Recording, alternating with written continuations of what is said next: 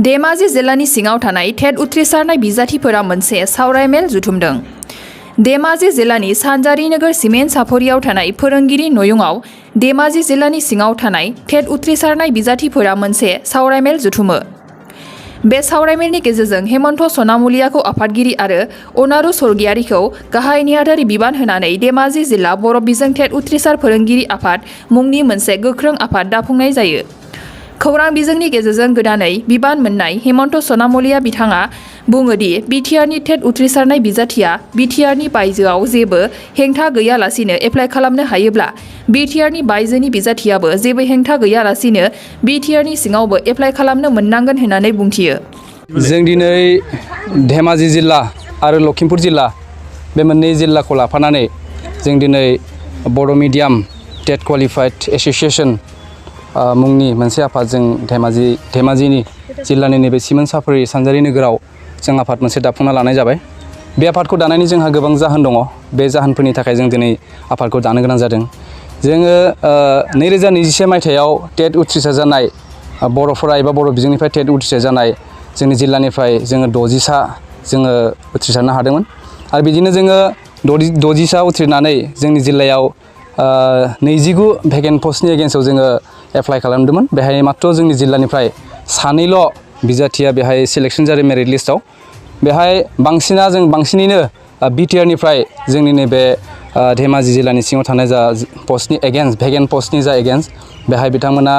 Merit लिस्टआव बिथांमोननि मुङा फैदो। बेहाय जोंनि गेजेराव मोनसे जोंहा गिदिर मोनसे सोंलु जादों जे जोङो बिटिआरनि सिंनिफ्रा जुदि बिटिआरनि बाहेरायाव जुदि जेबो प्रटेक्शन गैयालासेनो बिथांमोना एप्लाइ खालामनो मोनोब्ला जों दिनै सोंनो लुबैदों जे बिटिआरनि बाहेरनिफ्रा जोङो बिटिआराव जुदि पस्ट ओंखारोब्ला जों बेहाय एप्लाइ खालामनो मोनगोन ना मोना, बे जोंनि बिराद गिदिर मोनसे सोंलु। आरो बे सोंलुनि फिननायखौ जोङो दिनै बिटिआर सरकारनिफ्राय जों मोननो लुगैगोन। जोंनि बर'नि माहारियारि आफादफोर जेरै दुलाराय बर' फरायसा आफाद आरो BSS बर' थुनलाइ आफाद जों बिथांमोननिफ्राय बे सोंलुनि फिननायखौ जों दिनै मोननो लुगैगोन। जों दिनै बर' बिजोङाव जों दिनै फरायनानै जों जुदि बिटिआराव जुदि जों एप्लाइ खालामनो मोनाब्ला बिटिआरनि बाहेरनि जुदि बर' बिजोङाव फरायनाय फरायसाफ्रा मोनसे डास्टबिन बायदि जों जानानै थागोन। जों जेबो खामानि उदायनाय जों नङा। दा बिटिआरावथ' गोबां सुबिदा दङ, गोबां बिथिङावनो गोबां डिपार्टमेन्टफोराव बिटिआराव गोबां सुबिदा दङ। बिथांमोना गोबां सुबिदा थासेयावबो दिनै जोंनि बिटिआरनि बाहेराव बे गंसे गंनै फरायसालिफोराव जुदि फोरोंगिरि मावफैयोब्ला, गुदि फरायसालिफोराव गेजेर फरायसालिफोराव जुदि फोरोंगिरि मावफैयोब्ला जों बिटिआरनि बाहेरनि बर' बिजोंनि फरायसाफ्रा जों मा खालामगोन? बेयो जोंनि थाखाय जोबोद गिदिर मोनसे सोंलु जानानै थादों। बेनिखायनो जोङो दिनै धेमाजि जिल्लानि सिङाव थानाय नैबे सानजारि नोगोराव जों दिनै मोनसे मेल जुथुमनानै आफाद मोनसे दानानै बिटिआरनि बायजोनि टेट उथ्रिसार होननाय मोनसे जों आफाद दानानै जों दिनै आसाम सरकारजों जोंनि पस्टआ जोबोद थोब्ले माब्ले पस्टनि थाखाय जोंनि काट अफ मार्कआ जोबोद गोजौ थादों। जेराव असमिया बिजोंनिफ्राय 167 बिदिहालागै असमिया बिजोंनि काट अफ मार्कआ फैदों। नाथाय जोंनि बर' बिजोंनि बेलायाव 202नि गाहायाव जोंना काट अफ मार्क फैयाखै, जायनि जाहोनाव गोबां बर' बिजोङाव फरायनाय फरायसाफ्रा दिनै टेट उथ्रिनाय फरायसाफ्रा दिनै मेरिट लिस्टआव फैयाखै। बेनिखायनो जों सानदों बर' बिजोङाव फरायनानै जों दिनै जाम्ब्रबाय होननायसो जों दिनै बुंनो गोनां जों जाहैदों। जेबो गोबां खस्थ'नि गेजेरजों जों दिनै बिटिआरनि बायजोआवबो बर' बिजोंनि फरायसालिफोरखौ जों दिनै लाखिना दोनदोंमोन। नाथाय बिटिआरनि बाहेरनि दिनै फरायसाफ्रा टेट उथ्रिनाय फरायसाफ्रा दिनै बर' बिजोङाव फरायनानै जों उदायै बायदि जों जानानै दङ। बेनिखायनो जों दिनै माहारियारि आफादफोरखौ जों खावलायनो सानो जे बिटिआरनि बाहेरायाव थानाय टेट उथ्रिनाय फरायसाफोर, बर' फरायसाफोर, केन्डिडेटफोर बिथांमोननि जेंनाखौ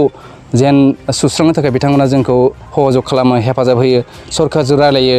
जोंनो दिनै गोबां गुदि फरायसालि, गेजेर फरायसालिफोर दङ, जेरावनोखि सासे सानै फोरोंगिरिफ्रा दिनै 80 बा 90, 60 फरायसाफोरखौ दिनै फोरोंगासिनो दङ। जोंनि खाथियावनो थानाय गोबां असमिया बिजोंनि फरायसालिफोर दङ, गुदि फरायसालिफोर दङ,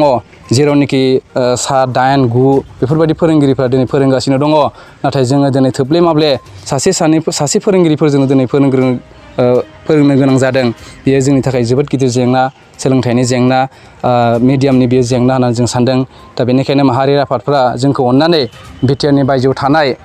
टेट उथ्रिनाय केन्डिडेटफोरखौ जेन जोंनि जेंनाखौ जेन सुस्रांनो थाखाय बिथांमोना जोंखौ हेफाजाब होयो सरकारजों सावरायो पस्ट क्रिएसननि बिथिङावनो होन बा बिटिआरनिफोरखौ नोंथांमोना बोरै हागौ जों दिनै नैबे बिजोंनि गेजेरजों बिटिआर सरकारखौ जों खावलायनो लुबैयो नोंथांमोना बिटिआरनि जेसेबां टेट क्वालिफाइड जानाय केन्डिडेट बिथांमोनखौ बिटिआरनि सिङावनो जेन लाखिनानै दोनो बिटिआरनि बाहेराव जेन बिथांमोनखौ फैनो होआ नङाब्ला जों दिनै बिटिआरनि बाहेरनि टेट उथ्रिसार जानाय दिनै केन्डिडेटफ्रा मोनसे जोबोद बेखार जानानै थागोन बेखौ जों मानगोनां प्रमद बर' बिथांखौ जों खावलायहरो नैबे बिजोंनि गेजेरजों आरो जुदि नङाब्ला बिथांमोना जुदि जेबो प्रटेक्सन गैयालासिनो जोंनि बिटिआरनि बायजोआवबो जुदि फोरोंगिरि जाफैनो जुदि मोनोब्ला जोंबो जुदि गाबोननो बिटिआराव जुदि भेकेन्ट पस्ट जुदि ओंखारोबा जोंखौबो जेबो प्रटेक्सन गैयालासिनो उइदाउट पार्सेन्ट जोंखौ बेहाय जेबो पार्सेन्ट 3% माबा मोनसे पार्सेन्ट जोंखौ लगायनो मोननाय नङा जोङो पार्सेन्ट गैयालासिनो जों बेहाय एप्लाइ खालामनो मोननांगोन जों बेखौ इकुवेल राइट्स इकुवेल स्टेटास जोङो बिटिआरनि सिङावबो जों बिटिआरनि बायजोनि टेट उथ्रिनाय बिजाथिफोरा जों बेहाय एप्लाइ खालामनो मोननांगोन जों बेखौ खावलायहरो आरो उननि समाव जोंनि जुदि खावलायनायखौ जुदि लाखियोब्ला हयथ' जोङो सुबुं खुंथायनि बे राहानि गेजेरजों बा सुबुं खुंथाय नैबे हादोराव जोंहा सोमावसारनायनि अनगायै जोंहा गुबुन राहा थानाय नङा जोङो दिसपुराव थांनानैब्लाबो जोङो सोमावसारैनो जोंहा बायध'था जानो हागौ आरो नैबे खौरां बिजोंनि गेजेरजों जोङो बिटिआरनि बायजोआव थानाय जेसेबां जिल्लाफोर दङ बे जिल्लाफोरनि गासै टेट उथ्रिनानै थानाय गासै बिजाथि बिथांमोनखौ जों खावलायहरनो लुबैयो जों दिनै बिटिआरनि बायजोनि टेट उथ्रिनानै थानाय बिजाथिफोरा जों दिनै ज' जानांसिगोन जों खौसे जानांसिगोन खौसे जानानै जोंनि गोबाय गिजि जानानै थानाय बायराब जिराब जानानै थानाय बे गोमालांनो नागिरनाय गुदि फरायसालि गेजेर फरायसालि गोजौ फरायसालि बे फरायसालिफोरखौ जों दिनै फोथांनो नाजानांसिगोन जुगे जुगे जोङो बर' बिजोंजों जोङो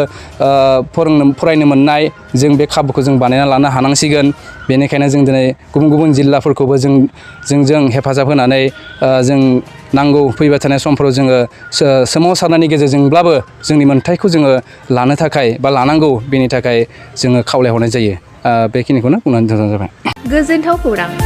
आसामाव थानाय बयनिख्रुइबो साबसिन सोलोंथाइ होग्रा मिरुफोरनि गेजेराव टेक बुस्टाराबो गंसे क'क्राझार जिल्लानि सिङाव थानाय CST फिसारि मावख'नि साखाथियाव थानाय खारगावआव बे टेक बुस्टारा दङ बेयाव बयनिख्रुइबो मोजांसिन सोलोंथाइ आरो नेम सोलिनाय गोग्गो थाखो खथानि सुबिदा दङ सारा भारतनि गेजेराव सायख'जानाय बायदि सोलोंथाइजों सोमोन्दो थानाय फोरोंगिरिफोर दङ टेक बुस्टाराव प्रफेशनेल जार्नालिस्ट आरो टेकनिकेल कर्सफोरखौ होनाय जायो 24 घन्टा रैखाथिनि थाखाय मोजां सुबिदा आरो टेक बुस्टारा नोंथांमोनखौ सौहैहोगोन नोंथांनि थांखिसिम टेक बुस्टारा नोंथांनि सिमांखौ जाफुंसारनांगौनि थाखाय गांल' नङा साहस आरो गोहोबो होगोन सोलोंथाइ लाखांनायनि उनाव 100% प्लेसमेन्टनि खाबु दङ सोलोंनो गोसो गुदुं बिथांमोना 9395695095 जानबुं नाम्बाराव जगाजग खालामनो हागोन